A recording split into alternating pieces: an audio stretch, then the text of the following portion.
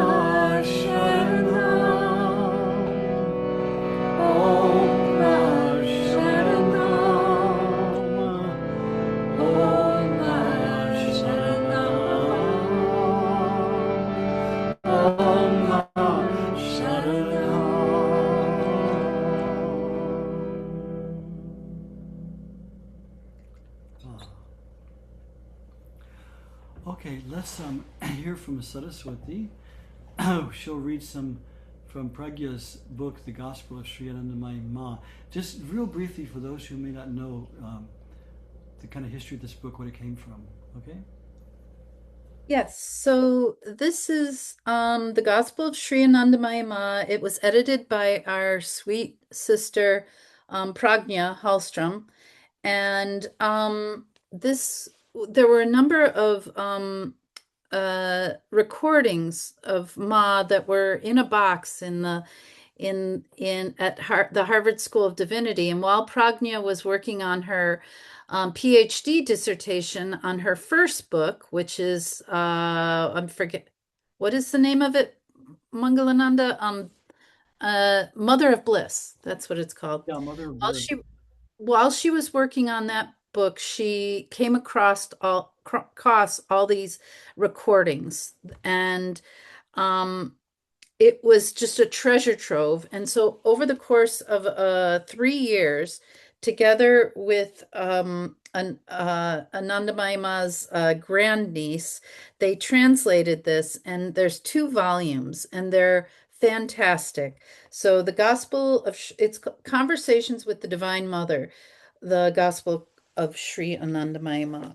And this reading that I'm going to do is from tape number 20. And by the way, all of the tapes are available. So you can actually go to the website for Harvard School of Divinity, and you can find the actual her speaking the words that are translated into English in this book. So this is tape number 20 at Sanyam Saptaha, the Sanyam Saptaha in Vrindavan, November 10th through the 13th, 1967. Okay. Shri Ma. They keep silence. Why? Just to purify their minds. Mauna Dharanam, keeping silence, is meant for that purpose only. You also say Aman, or no mind, peace. What does it mean, Aman? It equals A and Man, no mind. He manifests when one becomes Aman. Until you are Aman, how will you know who Hari, the Lord, is and what his qualities are?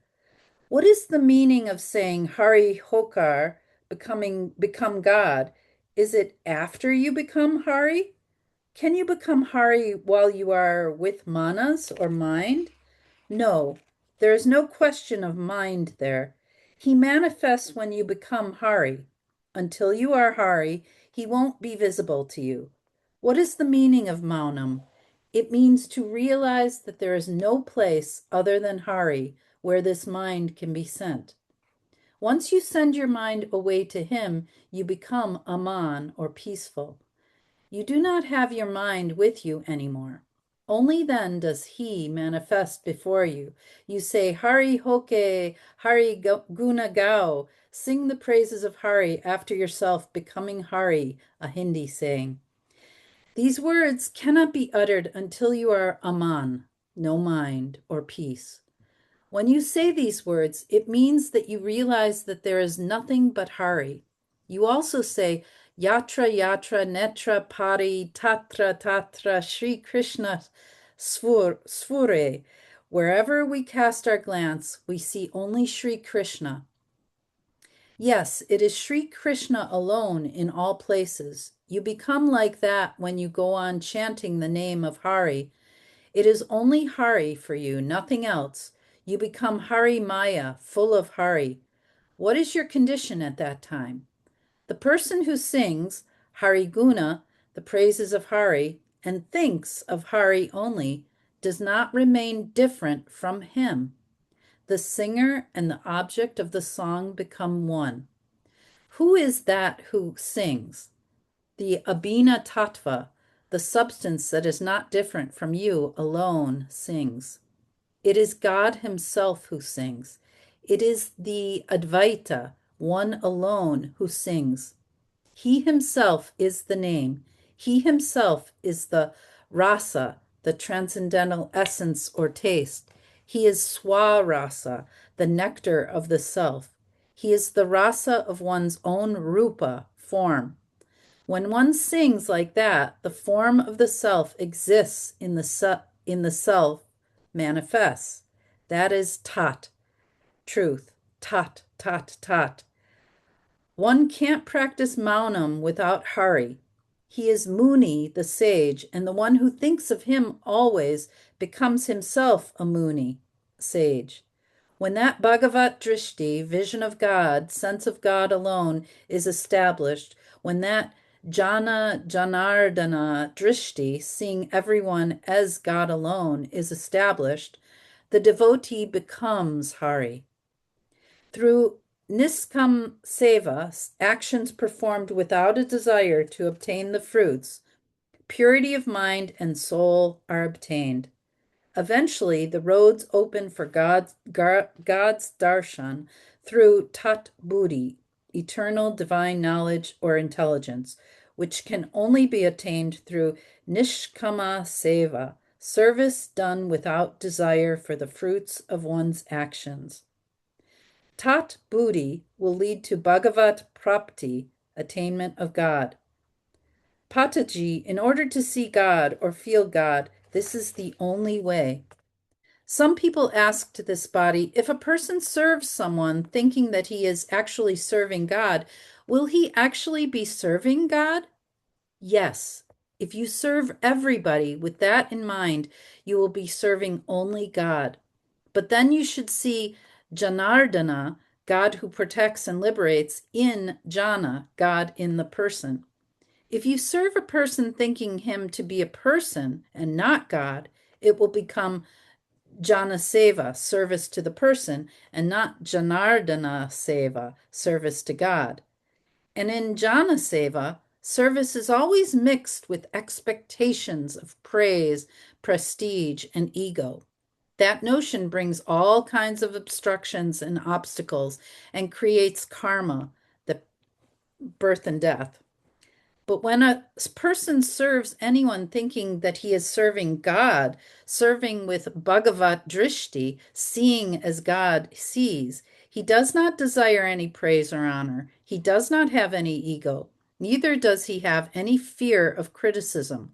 Whatever he does is for chitta shuddhi, the purification of his mind. So to serve the Bhagavat Buddhi, the mind focused on God, is the best service. Do service, but your aim should be that you are serving in order to purify your mind. You are serving God and not a person. The same is the case in Grihastha Ashrama, the householder stage of life, too. When you serve your children, think that you are serving Bala Krishna, the child Krishna. Serve the husband, thinking of him not as an ordinary man, but as Paramapati, the Supreme Lord. When you serve your wife, take her to be a goddess, Griha Lakshmi, the goddess of wealth in your house. Only this kind of noble service in Seva Buddhi, mind of selfless service, changes Grihastha Ashrama into a real ashram. Therefore, even in Grihastha Ashrama, one should do service with this idea alone. Then his service becomes service to God. He should take his house to be a mandir, a temple. Then the house actually becomes a mandir. Children take the form of Gopal, Krishna. When you feed your children and husband, you do not feed their mouths, but the mouth of God himself. Ma laughs. That is nothing but offering boga to God, or food to God. Then there is no question of rebukes, reprimands, anger, or violence. It becomes service to God. And when one serves God, his mind is purified. When the mind is clean and clear, the self or God is seen there. Ma laughs again. Only Brahma Vidya, the knowledge of God, is Vidya or knowledge. Other than Brahma Vidya, all other Vidyas are only avidya, ignorance. They are not real knowledge. How to get the light of Brahma Vidya? It is ever shining in you, but it is covered by the cover of avidya, ignorance. You must destroy that avidya, tear that veil. Only then will you see the light of Brahma Vidya that is already shining in you. How to destroy that veil? You hear these nectarian words from your gurus. Follow the advice given by them. Try to follow their instructions so that avidya is destroyed, ignorance is removed, and you are relieved of the avarana, the veil of ignorance. Keep this thing always in your mind. This body is a little child, and she does not know anything of japa, tapas, jnanam. She will be benefited by what you do for her. Ma laughs, and all join her. Jai Ma. Wow, there's a lot of content in that. Oh, what's your take on it first? What are your ideas about this reading? Well, I kind of just opened the book and Jose is in the Bhagavad Gita class that and the Rubinsons are in that class too, and it just really touches on chapter 5 that we're reading right now, and we're studying that, you know, it is through action that we get that peace of mind, that's how we burn off all that, get rid of that ignorance. So it really touched on this chapter that we were talking about service and not doing service through the fruits, and to simply go through our day and have a connection with the with God, or the name nama rup, right? The nama, the the mantra, Yeah. and to offer our day to God or to Ma. Yes, yes. To me, this is kind of a synopsis of all of Ma's teachings. I mean, he just kind of spoke this one big 2-page paragraph. We could kind of dissect this and break it down for days. But she diagnoses a problem, and she speaks in her usual way, where she speaks in uncompromising Vedanta, non-duality. We are one. We have to realize that oneness. But then she speaks from Vedanta, but she recommends bhakti. This is a perfect example of that. How she says we have to become aman. We have to become no mind. But that means, and then she tells the problem. The reason we're not experiencing. She said you have to become Hari to worship Hari, to sing Hari's praises. You have to become Hari. That's Vedanta. You have to become God. But then she diagnoses her problem. She says the whole problem is this avarana, this mind. This mind is the problem. Full of desires, full of restlessness, full of memories and some scars and all these things. So she says we have to become aman. We have to become no mind. But then she says, how do you do it? And she has there's 2 ways. She says, remembering God, remembering God's name, remembering Hari, you become Hari. And then she goes into the whole thing about seva. Then she says, but also serving selflessly, serving everyone as God. Yeah, there's so much in this. There's so much content in this one talk. She's saying, and she says it in such a sweet, kind of simple way. And finally she says, I don't know anything, but what did she say at the end? By doing things just to please me, you'll be benefited. But so much in that. I mean, Ma diagnosed the problem correctly. We suffer because we are divine within. She says we are rishis, munis within, but it's covered up with this avarana, this veil, which is the mind. And she says we created it, we have to destroy it. So we destroy it by doing, as she said, one thing, just remembering Ma starts to bring us through that veil, because she lives, her real abode is on the other side of that veil, in eternity, in divine consciousness.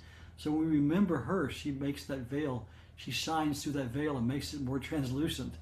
So just right there, just remembering God. I want to read almost a continuation of that, which I just opened up to also. Some words on Ma, where this is her whole thing. See everything and everyone as God at all times. She says this in 1,000 different ways. Sab Bhagavan Hai, she said. Everything is God. So if we can go through the day like that, like you were saying, Saraswati, with this offering the fruits to God and trying to see God in everyone, like Ma was just saying, that purifies the mind. That purifies this avarana. When the mind becomes pure, this veil disappears. Here's another encouragement from Ma. She says, Meditate on God at all times, whatever you are doing, wherever you are. Remember that whatever you see, whatever you hear, is he, is she alone. Everything is God. Pain exists because you believe yourself to be separate. Don't consider anyone as separate from yourself. Regard everyone as your friend. Remember that you are God's yantra, instrument, and that he is moving you. Dedicate yourself entirely to him. Feel at all times that he is moving you and doing everything through you. Even when you walk, feel he is moving your legs. Whatever you work to do, offer it to him. Now in English, we translate it with the male pronoun, him, he, his, but she's using non-gender pronouns. So it could be he, that, she, however we perceive of God. Then you will be incapable of any baseness, for how can you offer anything ugly to your beloved? Isn't that beautiful? So if we're offering our actions to God, and God is our beloved, how will we offer him selfishness and anger and all these horrible things? No, we'll try to offer him good things, offer her good things. Surrender yourself entirely to the divine. What does this mean? The little knowledge that you have, you give up to him, and in return, because you have emptied yourself, he will give you all. Let me try it again. Surrender entirely to him. What does this mean? The little knowledge that you have, give up to him, and in return, because you have emptied yourself, he will give you all. But before we can receive from God, we have to empty ourselves. We're so full of ourselves, so full of our self-image, what we think we are, our ego, our desires, all these things. If the more we do sadhana and we empty ourselves and make the mind aman, still, transparent, then we can be filled. She goes on. Remember that you are out to know who you are. The japa, the mantra repetition, the japa is the sound of Brahman. See, this always comes back to the divine names or the way for going. It's the sound of the divine. It's literally Shabda Brahman. It's God in sound form. Remember, the japa is the sound of Brahman, his own swarupa, essential form. So when you do japa, you are with him. This is satsang. When we're doing japa, that's the real satsang. Yeah, the company of the thoughts that we keep is real satsang, or asatsang. Therefore, keep it up all the time. Meditate on the oneness of all, of everything. There is nothing outside of him. Everything that is necessary to make up the world. So don't see anything apart from him, who is your own self. As the perfume of the flower spreads through the air, so will the fragrance of God produced by your daily practice be transported on the wind into the world at large. So we can help the world by doing our practice. The vibration of our humble, simple little practice in the morning, just doing our japa, doing our prayers, our puja, our chanting, whatever we do, that goes out to the whole world and really helps. It's something we can do. Yeah. So I want to open up the floor, but let's do our thing where we have darshan of Ma through her photos, because Ma these days, as we all know, gives darshan through her photos. Her photos come alive. And we mentioned that many of us, I can't spend the whole time on Sunday morning because I have to go out, but many of us are watching Swami Guru Sharan's beautiful satsangs on Sunday mornings at 8:30 specific time. And he's been teaching people the Dhyan mantra written by Bhayaji. So I'm gonna while we watch Ma's photos, I'm going to sing this. So if you've learned it from his satsangs, sing along with me. Where Bhayaji just means respected brother. Bhayaji was the name of we gave one of the early devotees, Jyotish Chandra Roy, who was considered kind of our ideal as Ma's devotee. He was one of the first ones to come to Ma in the 1920s. He was a householder with kids and a wife and a job.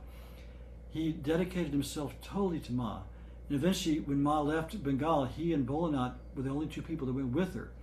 And he traveled with Ma. He closed up all his work at home and just stayed the rest of his life with Ma. In the end, Ma gave him spontaneous sannyas when they came back from Kailash. He was really, really in tune with Ma. He reached an infinite state. In fact, there's we can talk about it later, but whole subject where Ma, after he passed away, Ma saw him come in the form of mist and just merge with the atoms of her body. So he really, literally became one with Ma. So one night in the early days in Bengal, he was sitting, and this whole beautiful Sanskrit mantra hymn came to him, where he's meditating on Ma's qualities, and then it goes into this bhajan, Jaya Hidaya Vasini, glory to the pure indweller of the heart, Anandamayi Ma. And so he wrote this down, and he sang it in this particular raga, and he came the next day, he sang it to Ma, and Ma said, this is good, you should sing this here. So from that time, from the 1920s to today, in every one of Ma's ashrams, this is sung every night, including our Ma Sharanam ashram. In fact, I taught it to the boys a few years ago when I was there. And when the years I was traveling with Ma, you know, she moved constantly, but wherever we are, we would always have evening satsang and darshan, and Ma would come out and just sit with us. And we start by all singing this together to Ma. So it's very much a part of Ma's lineage. So, okay, I've got to share the screen, so let's see how I can do this. We'll look at Ma's photos, and we will sing together the Dhyan mantra and the Baiji's hymn.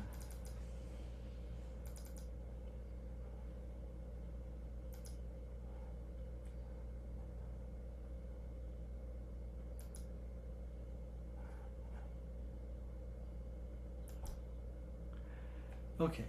Is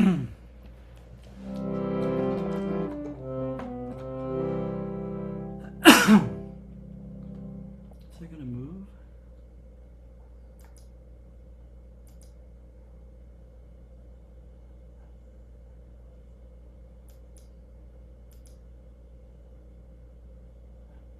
Okay.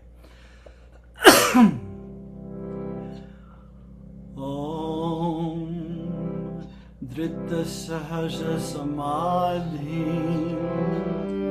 vipratin he makhanti nayana sarasi jabhyam sneharashin kiranti manasi kalita bhaktim bhaktamanandayantim Smita Jita Sharadindu Mataram Dhimahiha Tapana Shakala Kalpam Kalpa Vikshopamanam Sharanagata Janana Taraka Klesha Pasha Hridaya Kamala Madhye Stapityatve Hamatu Vihita Vivita Kalpam Padapitam Pajami Shri Padapitam Smarami Shri Padapitam Namami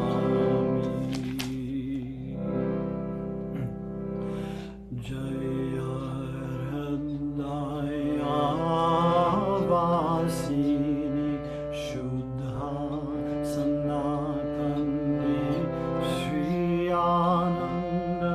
Just a minute, this isn't working. Why isn't this moving?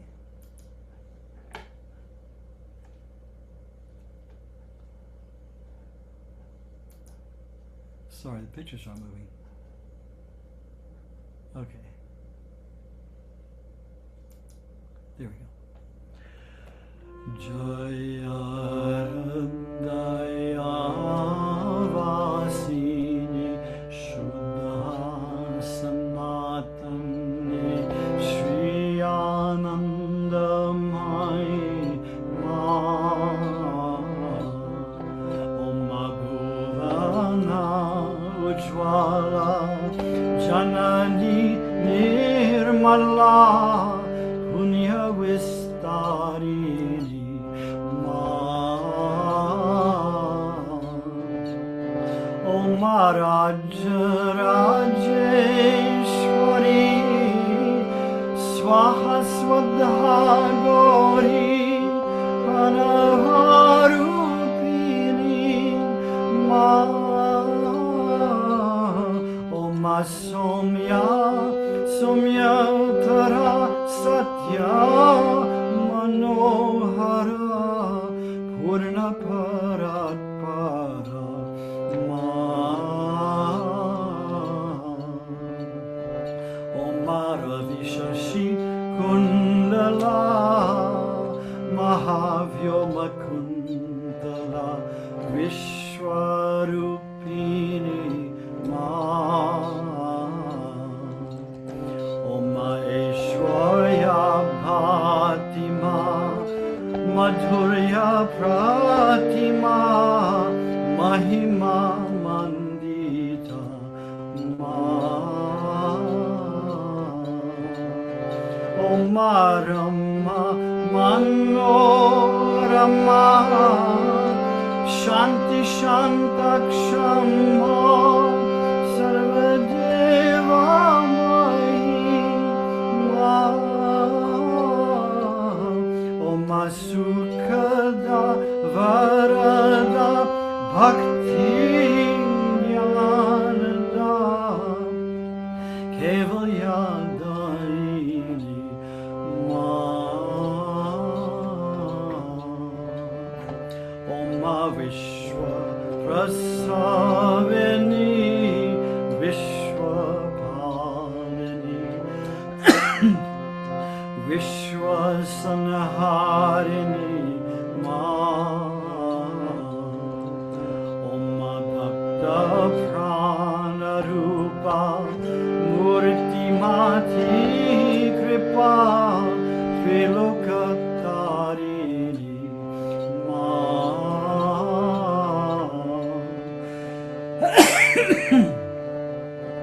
Om Karya Karana Bhuta Veda Veda Tita Parama Devata Ma Om Vidya Vinodini Yogi Janaranjani Bhava Bhaya Bhanjini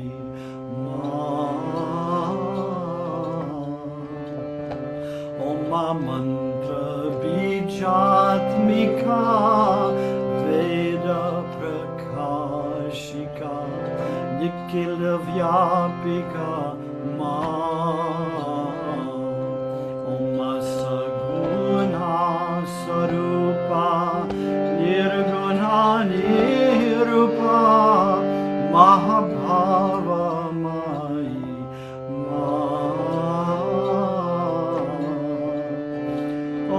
Murda Chara Chara Gahe Nirantara Tava Guna Madhuri Ma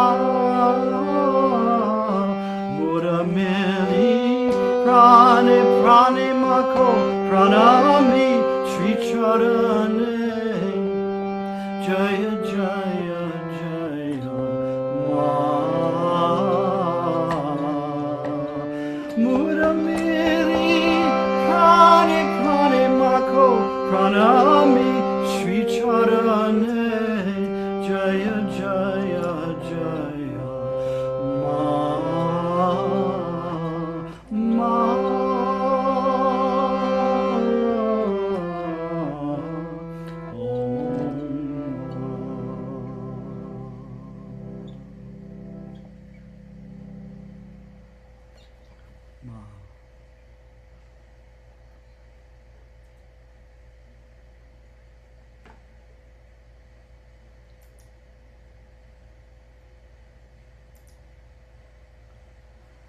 So that's very much Ma's lineage, that hymn from Bhaiji. So let's now open up the floor to sharing, to questions. I want to ask specifically, Padya, Mataji, we've been communicating through email and you've had an interesting story. Can you just, briefly tell how Ma touched your life? Because I know you were from it. And this is important because people from different traditions, Vaishnava, Shakta, Shaivat, Christian, Jewish, Sufi, they all came to Ma, and even having different gurus had no conflict because Ma, very few people had Ma as their actual guru. They had different gurus, and Ma always says, do what your guru says. But they came to Ma as the universal mother. So Padre, are you still there? I hope you are. No, she isn't. Oh darn! I asked her to come speak. She was going to. There was some Gabriel. Wasn't there someone else? There is Janaki here? Okay. Well, the people I specifically wanted to speak about this are not here, but all of you are. So I love to just hear how people first, how Ma first touched them, what they're doing now. Please share what's going on. Keep it to the subject of Ma, of course, and we don't want to talk about Ayurveda or current politics or anything. Surely someone has something to share. I'll share. Yes, Randy. Okay. Well, first of all, I just want to really appreciate, the time you're putting into this, you and Gloria and Pragna and Saraswati, everyone. It's really precious. And so I want to say that. And I have a question about a subject that we haven't mentioned. So I wanted to ask about humility, and if you could speak about anything Ma may have said about the quality of humility. It's just been coming up in some other areas, and it's like I realize I don't really understand what true humility is. Is that anything you could speak on? Yeah, sure. I'm tempted to say like Donald Trump, no one knows humility like I do. But let me just say, I kind of know what it is, and I've actually been listening to some Christian meditations and different ways, and it's like I really just don't grok it. And if Ma talks about it, I haven't seen it. Like, what does it look like? What is it to embody it? Does it seem? Yeah, I think from Ma's perspective, it's seeing things as they really are. Pride and arrogance is based on this basic delusion. One, I am the body, which means I'm separate from this, separate from that, separate from you, separate from everything. That's the basis that's the first delusion of human existence. I'm separate. Because all of Dharma, all of spiritual life is based on the unity of life. We are all one. Our humanity we share together. The one consciousness which pervades the universe is our consciousness. Like Ma said, the Atma of this body is the Atma of all. So humility is not self-deprecation, like I'm so horrible, I'm just a worm, I'm nothing.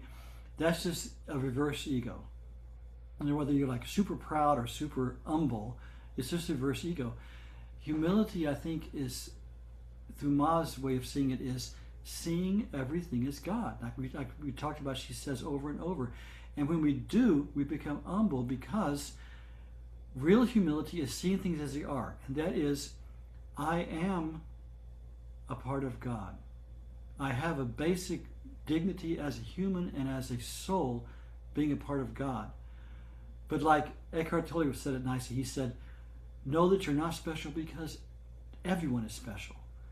So the ego, because it's separate and it sees itself as separate, always has to live by comparison. I'm better than this person, I'm worse than this person. It always has to compare everything. It lives by comparison. So when we're seeing things as they are, we're seeing, I am a divine eternal soul, a part of God, but God's power is doing everything. Ma is doing everything. The more we go closer to Ma, we realize she's doing everything. Like she said, as we read, she was, as you walk, as you talk, feel that you are being moved by the divine. And we realize that God's power is doing everything. Like there's a beautiful story in the Upanishads, how the Devatas came very proud, thinking they'd won this war, and the Divine Mother appeared and couldn't do anything. Agni couldn't light fire. The wind couldn't blow away a leaf. She said, it's because it was my power by which you were doing everything. And we really, when our consciousness deepens through our meditation, and we start to experience Ma's presence, we realize Ma is doing everything. And we have a part in that, in the sense that we are part of her consciousness. We are a part of her. But it's her power which is making everything move.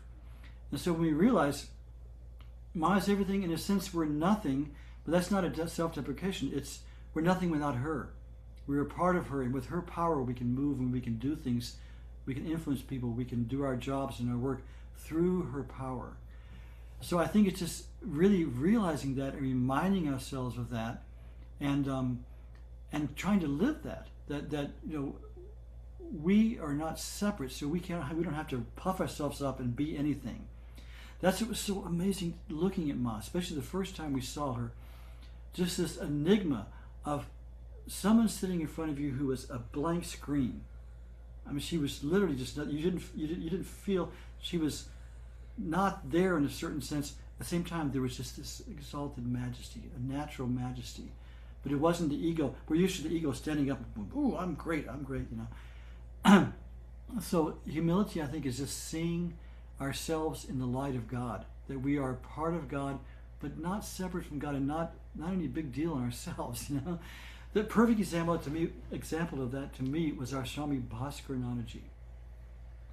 Swami Bhaskarnana was Ma's main Swami, especially towards the end of her life. And I was able to spend a lot of time with him. And he was a perfect realized yogi. He was Ma's hands and feet. He was in divine consciousness at all times. But you could look and never find an ego in him. He was just so selfless. He was just a sweet little old man who told stories and just was so quiet. But when you sat next to him, you realized, wow, this is the real thing. He was literally a realized yogi. And he always said, on this path, humility is the most basic necessity. And he was a perfect example of that. He's never put himself forward. One time, I may have told the story, but to me it was just so beautiful to see. An example of real humility. At the Samya Sapta in Bhimpur ashram in Gujarat, I was living in Ma's ashram in Madhya Pradesh. We go every year to this. And it would go in February. And then after the last day, the day after, they'd arranged this way. It was Swami Bhaskarnana's birthday. So we'd all celebrate his birthday with great love because everybody adored him. So there'd always be a special program, some special singers and things. So on this particular year, there was going to be a Sundarkand, which is this group would come and sing all the parts from the Ramayana about Hanuman. Beautiful thing. And they did it really well. So because of that, all the devotees who just loved Swamiji had made this little, there was a swing, and they decorated with flowers and also they made it into this little throne. It was beautiful, and because they wanted Swamiji to sit on it to watch the program. So Swamiji was sitting on this little humble mat there on the side, and they said, Swamiji, please come and sit on this beautiful asana, we can watch the program there. And he was horrified at the idea. He said, no, I have my little mat here, I'm fine, I can see fine, I don't need to sit on some throne. He just would not do it. He just said, no, I'm happy here. But they pressed him, and with such love, Swamiji, we made this just for you, please. So I was standing 2 feet away. I watched this whole beautiful Leela. He said, okay. Because out of love, he was going to sit on the throne. But he would not, his egolessness would not allow him to sit on the throne. So we had a beautiful big life-size cutout of Ma at the front. This is like 2010 or something. Ma was not in her body. So we had a beautiful little shrine to Ma. So I watched him. He went up to the shrine of Ma. And he stood there and pranam to her, and he bowed down, put his head on the ground. And when he came up, nobody was there but Ma. When he came up, there was just Ma there. He was just totally in samadhi. And they kind of led him over to that throne thing, and he sat down on it. He had no idea where he was sitting, and he just sat there with Ma. And the program went on, for an hour. He didn't see a thing, And after a long time, he came down and he helped him out, and he walked away. But that to me was humility, that he wouldn't sit on that throne, but when he merged his consciousness with Ma, then Ma could sit on the throne. That's kind of a long answer. Does that help any? Absolutely. Yeah. It's just, and I think and as you were speaking, always, as Ma would say, the little child, and that's her, she never said she never she was humble, but it's just I feel like as you were talking and saying it, I need to meditate on it more because it's for some reason it feels really important to get it into my system, you Yeah. know, on a different level. Yeah, it's good. So, It's true. Ma was the essence of humility. I mean, we have these few times where she said, "I'm Purna Brahmanarayan," she revealed herself out of love for those who ask. But usually she would say, "I'm your little daughter. I'm just a little girl." And she would say, "I speak in this." She used a funny Hindi phrase. I can't remember. It's like this tutti frutti Hindi, this broken Hindi. She was humble and simple. It's really true. Yeah. So yeah, thank you, Randy. It's true. Humility is an important thing to work on, but we have to understand it in the light of Vedanta, of Ma's teachings, that we're not separate. But that means we don't have to be bigger or less than anybody. We just are as we are. yeah. And I think it's not understanding it up here, but getting it into. Yeah, it's spiritual consciousness. Yeah. So I think that's where I'm at right now it's good. Good. We can all work on that. It's a good project for all of us. Yeah. Thank you, Randy. Anything? Surely somebody else. How did people come to Ma? How did Ma touch them? I'd love to hear that. Who wants to tell how Ma touched them?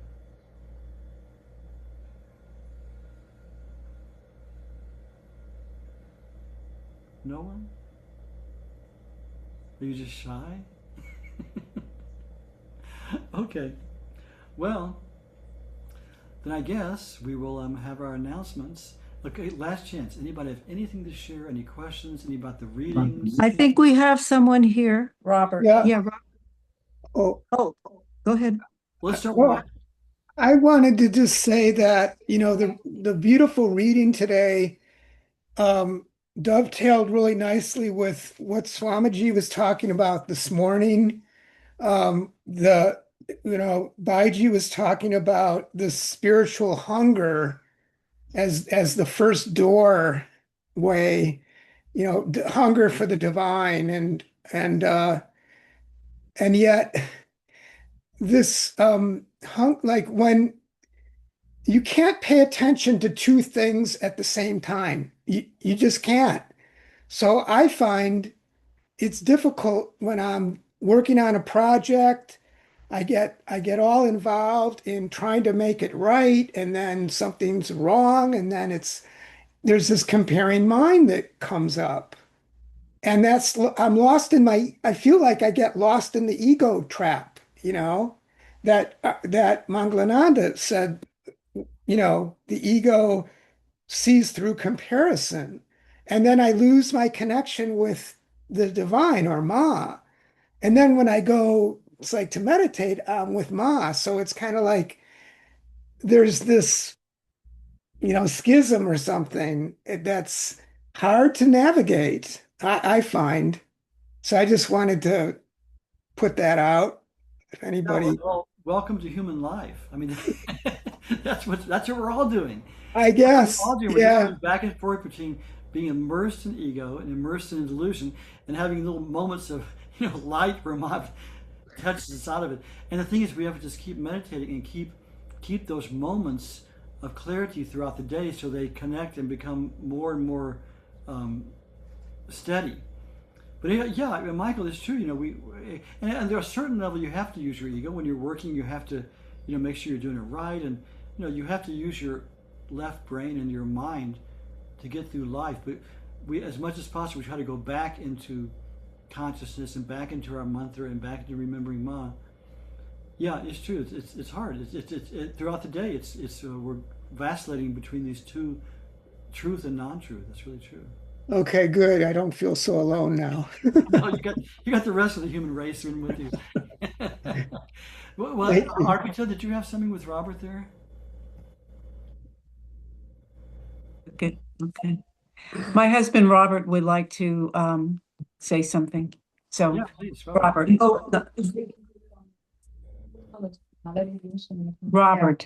Robert. You want to help, Shalini?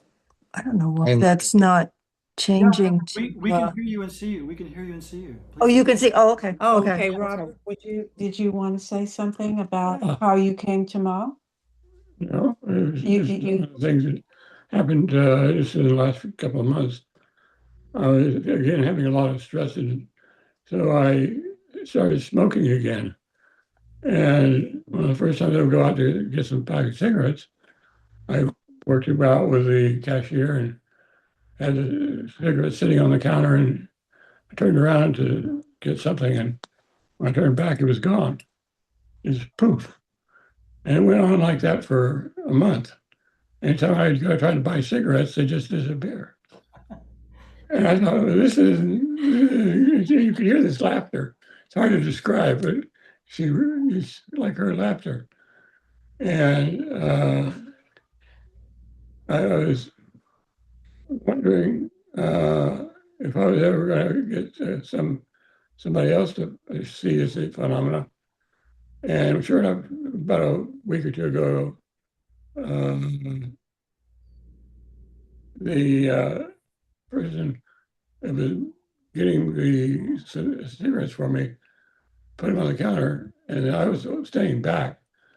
And he turned his back for a minute, and the cigarettes were gone to this cashier. And he said, "Where are they?" And it's just go on like that.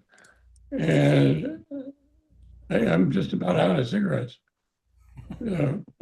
He hasn't, unless he's going in the garage. I have no idea that he's smoking. So Mine's like stealing cigarettes before you can get them. That's pretty clever. there's no cigarettes that I've seen. I can tell you that. Well, good. Marston's just not letting you go down that road. Is that Pariman, Pariman, the protector? Pariman? Yeah, Pahimam, save us. Pahimam. Rakshamam, protect us. Yeah. That's nice. Thank you, Robert. Yeah, I met, there was a, I won't name any names because it was a confidential exchange, but there was a brahmachari who was living in India in one of my ashrams, an Indian brahmachari, who lived many years in America, working in tech and everything. And he said he would get these temptations to go to like a strip club or something, really rowdy and bawdy. And he said, Ma just wouldn't let him do it. He'd get the temptation, he'd drive around, he'd finally go to the place and it would be closed. And it was just like Ma blocked him at every point. Excuse me. One person told me that, again, it was an Indian man who was living in London, and a devotee of Ma, and he said he was trying to live as celibate and try to keep his amidst that Western culture, which is so difficult, and trying to keep his sadhana up as he was working and everything. And he kept, as he was walking to work, this other way every day, there was this gorgeously beautiful woman that walked the other way, and his mind was so attracted by her. And so finally, at one point, he decided he was going to walk across the street and say hello to her the next day. So he was walking this way. He saw the lady coming that way. He started to walk across the street, and he said he looked, and it was Ma. Ma was standing there in place of that lady. And he said, "Oh, Jai Ma," and walked on, and never thought of approaching her again because Ma had turned into the lady. So she really does care for even the small things in her life. There's a story of one of the swamis. He was in near there's an ashram right near where's the ashram I left her body in? Kishanpur. Dunga. He was in Dunga. We've been in that ashram before. One of the early ashrams, very, very jungly area. And he was walking by himself, and right at this corner, this big tiger suddenly appeared, glaring at him. I mean, he couldn't run, he couldn't do anything. He just stayed there. He froze. He said, "Jai Ma, Jai Ma, Jai Ma, Jai Ma, Jai Ma," and the tiger left. He didn't tell anybody. He didn't tell Ma about it. He just thought, oh well.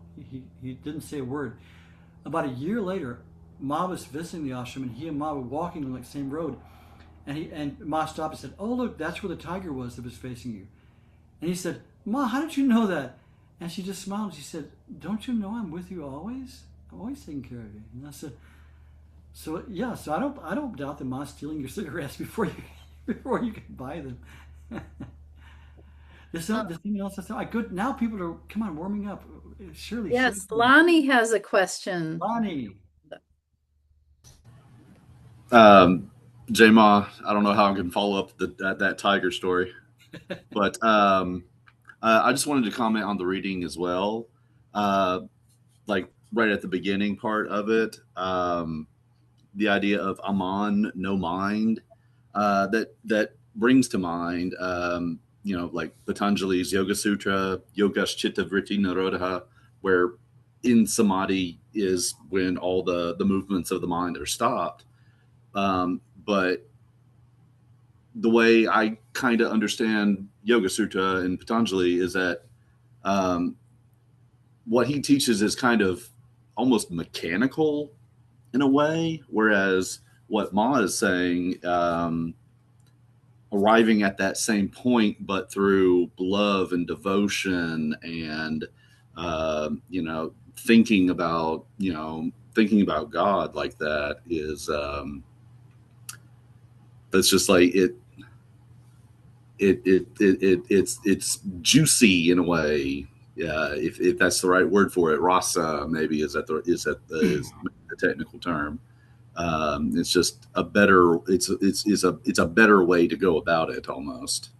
So um, I don't know. What are your thoughts? Yeah, Lonnie, it's a good it's a good point. It's true. No one has ever been able to get around this definition from Patanjali of like you said, yoga chitta vritti nirodha. That yoga is the complete cessation of all vritti in the chitta, all movement of thought in the mind stuff. And only then, like in the next verse says, the practitioner rests in their swarupa. Only then, and there's never been a way around that. And that's this, but as you say, yeah, there's a juicy way and there's a dry way. Like if I've like with all due respect to Patanjali, to Arpita and Renu and all the Buddhas here, I've studied the teachings of the Buddha, and he's doing the same thing. It's just how to still the mind, and he talks about nirvana, where it's complete extinction, not of the self, but of the separate mind. So every real spiritual endeavor, real spiritual practice is learning to purify, slow down, still the mind.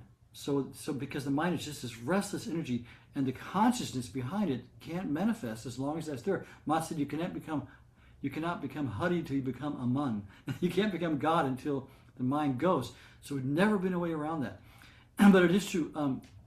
I teach classes on Bhakti Yoga because it's true. It's according to a person's temperament also. I've met many Buddhists and many people who are, Gyanis who are in the Jnana Yoga who really love that very rational, just kind of dry, almost like, just working with the mind is a very, how do you say it, impersonal way. But if you have a temperament, frankly, like me or like a lot of people, Bhakti Yoga is a much easier way in the sense that you use everything within you. You use love, you use longing, you use loneliness, you use joy, you use singing, you use eating, everything to do the same thing, to still the mind, because you just fill it with divine thoughts. You fill it full of sattva guna. You fill it full of God's name, for the vibration of the mantra automatically fills it with this light, and it becomes still through that. So I like that. It's a juicier way. It has rasa in it. Yeah. So according to a person's temperament, but you never can get around it. You have to still the mind. And because of that, like when I teach, like Ma talked about the synthesis of the yogas. Bhakti yoga isn't just, jumping around and singing Hare Krishna and eating prasad. That's part of it. It's fun.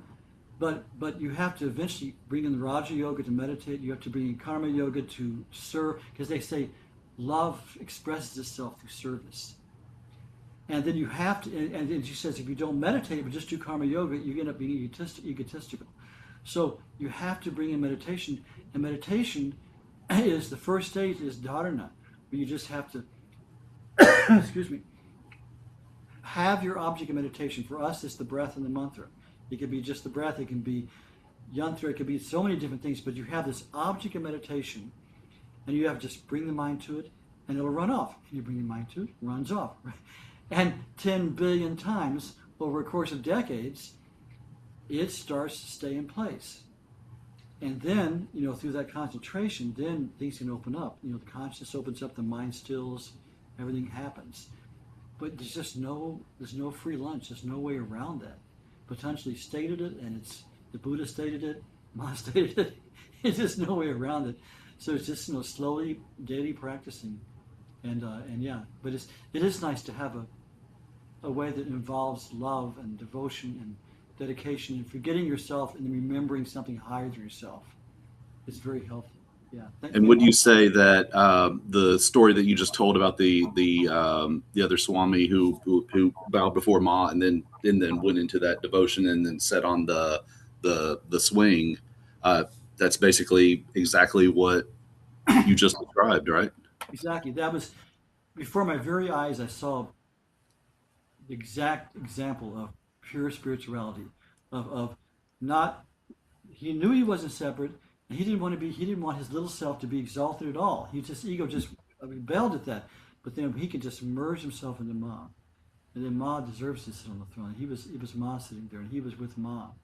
Yeah. So that was a perfect example of these philosophical concepts being seen in real life. One-on-one time. Yeah. Yeah. Thank you, Lenny. Anybody else? Now we're starting to cook. We have a little more time. I don't want to end before if there's anybody has anything else to say or share or ask or anything. 3, 2, 1. Okay. Go ahead. Robert has something to say. Yes. Go ahead. I can say it another time. No. Please. Who has something? There's a few people. In the ancient Hebrew language, the word for Jesus is peace. Huh? I've never known that. I thought it was kind of interesting. Interesting. Peace. Yeah, peace is divine. Peace is God. Love is God. Peace is God. Silence is God. Good. Does someone else have something? Randy, did you want to?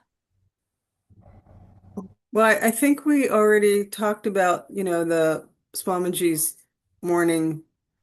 Sunday morning talks, and he's talking on Bayaji's utterances now, and he's teaching us the Mazdayan that Mangalananda sang for us. And for me, I want to say it's helping me go so much deeper to have the weekly and, teachings and inspiration, and then it's just so much more powerful having more and so deep. And you both have been with her and have served her, so it's just I feel like it's just energetically such a blessing and so precious. Like, I don't know how long this will happen, and so I'm just really cherishing it. So if anybody hasn't been on, I want to encourage them, because then it helps me with this satsang Yeah, to be it's really connected. good. It's every Sunday morning. Swami Guru Sharan, who runs our ashram in India, is giving satsang on Zoom. How do we get onto that? I just got a link. So if I'll put the Zoom link is on our calendar on the ashram Good. on the website, so I can add that and you can look for it. Yeah, look at anandamayiashram.com. That's our website in Pragya's ashram in Amherst, Massachusetts, and we have the link there. So it's every morning, 8:30 Pacific. What is it? 10:30 Eastern. It's 11:30 Eastern. 11:30 Eastern. Swamiji's such a wonderful teacher and such a dynamic soul. When I was back in Masharanam, every morning we were looking forward to when he did Matyavani. First we did it in Hindi, then in English, and he's very dynamic. It's wonderful, and it's true. Ma emphasized satsang as the first part of sadhana. She'd always say the 6 things. She'd always say first, satsang, keep company with devotees. When you can find a saint, keep company with a saint. When you keep company with God's name in your mind, this is satsang. So yeah, it's great. I come in the morning, Sunday morning. I have to go off somewhere else, but I at least get the first part of it, and it's really wonderful. Okay, here's the other thing. Okay, Saraswati, can you put that link in the chat? So we have an opportunity to meet in person again. We weren't able to last year. 2 years ago, we were in New York at the Yoshivananda Yoga Ranch. We were able to bring Swami Gurushodan over, and he and I taught the whole thing together. And we had, it was really wonderful. What there was about, I don't know, 40, 50 people there. I had daily satsang and kirtan, and it was just a wonderful time. And this year, we're not able to bring Swamiji in person because of the insane immigration stuff going on. We're scared to, but we're going to try to at least get him in on Zoom. And we're going to be meeting on November 5th through 8th at Yogaville, which is called Satchidananda Ashram in Virginia. It's this huge spiritual community, one of the earliest ones from the 70s. Beautiful place. And just look on their website. Really good food. Yeah, really good food too, Gloria said.